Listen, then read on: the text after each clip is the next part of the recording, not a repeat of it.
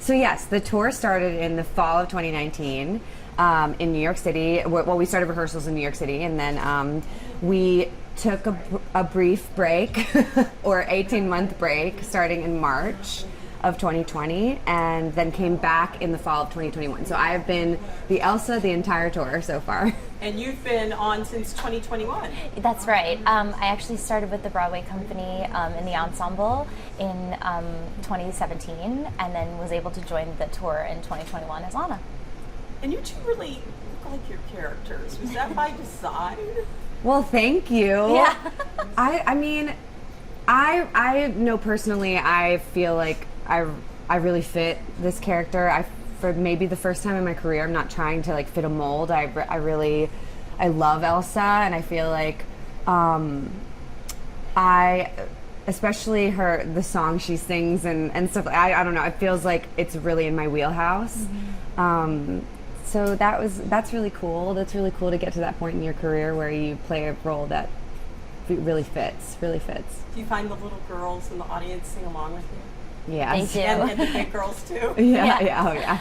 You know, I echo that too. Like that, we've been able to find so much of ourselves in these characters that people have come to know and love from the animated film, and you know, that's been a huge journey and an honor for me playing Anna to find my own humor within you know, the play, and so we're very lucky that we feel so close to these characters. How is this different than the animated version?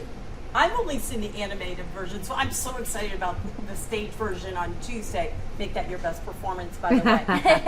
But what are the differences? What can people expect if they've only seen the animated movie? Well, you know, the animated film, 10 years now. I mean, there's a reason that this film has become such a beloved, you know, Disney treasure. You know, I think we're highlighting this fact of two women at the helm, but the exciting thing about bringing it to the Broadway stage is that there's 12 new songs by the same composers, so we get a bit of a deeper look into some of this music, some of these characters that you don't get in the animated film. Yeah. That's it. That's it, we're done. Can I ask each of you which is your favorite part of this performance? What sticks out to you? I think it changes day by day. Yes. I mean, just like in the animated film, for the first time in forever is when you see the entire cast on stage at once and you introduce all the characters, and it's like so big, and the way this woman sings it is it's just incredible, the sound that comes out of this tiny body, and so that's really exciting, and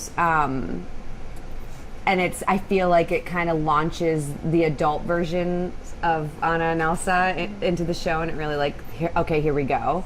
But then, as Lauren said, there's 12 new songs, and there's a new song called "I Can't Lose You," which the tour got to originate. So we were the first people to sing this song, and then it went to every single Frozen company in the entire world, and they implemented this song "I Can't Lose You."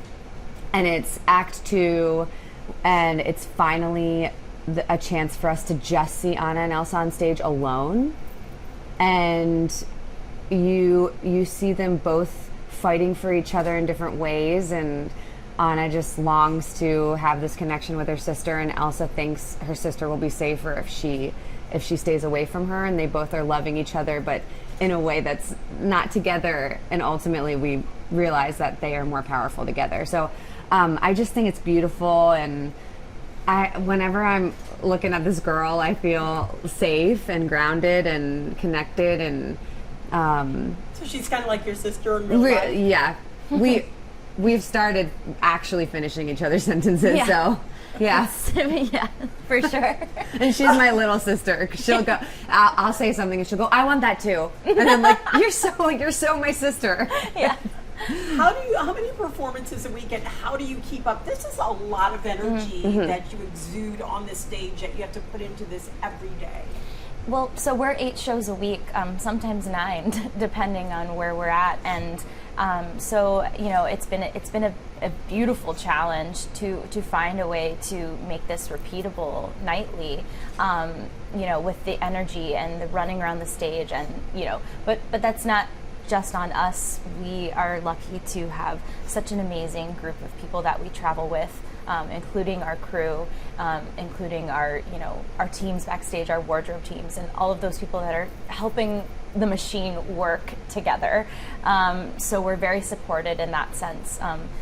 I'll speak personally for Anna. It is the biggest feat that I've had to accomplish in a role. She really doesn't stop for the entire musical, and so I've had to find a way to make sure that I'm preserving what I need to, especially being on the road, but also bringing the same energy every single night. So it's an honor, and it's a hard one, but the biggest honor I could imagine. What about you? I feel like on the road, and also when I'm playing these big iconic roles, I've played a couple. I've had the honor of playing a couple iconic roles, and they're all hard.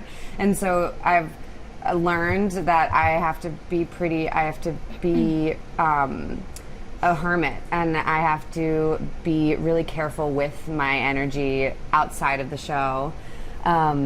But also, there is a gift of doing a show this long, and it's really neat to realize that you have muscle memory, and that on days when you're really tired, you can say, I'm gonna trust.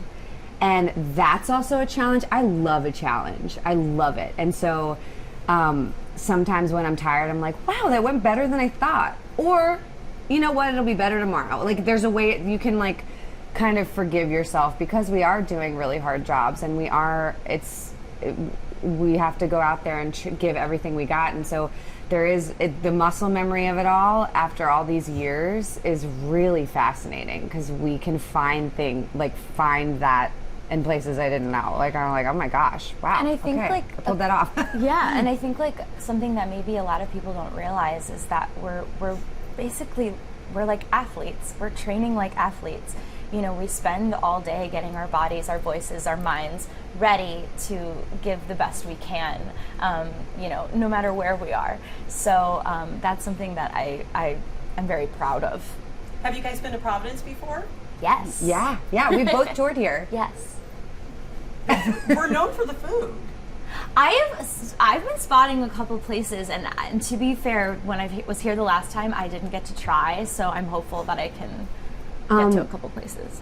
My now husband was here when I toured with Evita over 10 years ago. We were here, we teched here, so I spent a lot of time here, and we had the best pizza ever in our whole lives. We've still talk about it. I don't know what it is. I'm on a mission to find the pizza that we ate while we were here. Could it be Caserta's? I have no idea. I love Caserta's. I have no idea, but I do. It could be Al Forno. I will never forget that day. We ordered pizza. It was after a long day of tech, or like the day after we opened or something. And we were sitting in my hotel room, and we both took a bite of our pizza, and we turned to each other slowly. We were like, "This is so good," and we still talk about it. So now you have to find it. So I have to find it. There. I'm going to try every pizza in Providence. I don't know. And well, that's a good feat. It'll take you 2 months. I know. Finally, your best pitch for someone to come and see this, who may not even know the story. I think what has drawn people to this story in all ages is the fact that it's two women at the story of true love between sisterhood, true love between friendship, raising each other up despite differences of all kinds. And so I think that's what I think people walk away with, whether they've fallen in love with the animated film or not, to see that connection, that it's not a prince and a princess in this regard. It's between sisterhood and family. And I think that that's really powerful. And I think it transcends age as well. If you love musicals, you're going to love Frozen. It's everything you love in a musical. It's spectacle. It's big dance numbers. It's great music. There's drama. There's laughter. There's tears. And there's a happy ending. And there's Olaf.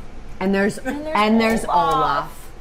Everything's better with Olaf. Everything's better with Olaf. That's true. Excellent. Good job.